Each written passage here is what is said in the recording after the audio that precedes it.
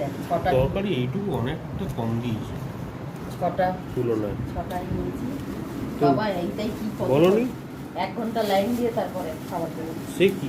তার থেকে তাহলে ঘরে চলো আগে খেয়ে টেস্ট করে দেখি, নিশ্চয়ই ভালো হবে। হ্যাঁ, সে কত লোক লাইন দিয়ে দাঁড়িয়ে আছে, আর শুধু অর্ডার নিচ্ছে।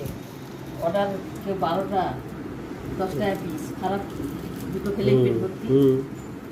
ওখানে কেউ বসে খাচ্ছে আর সব বেশি অর্ডারের মালে করছে।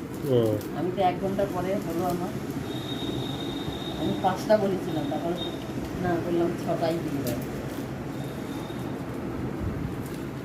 তরকারিটা খুব সুন্দর করেছে। এই যে মিষ্টি দোকানের কচুরির থেকে, মিষ্টি দোকানে গেছিলাম, মিষ্টি মিষ্টি গন্ধ ছাড়ছে।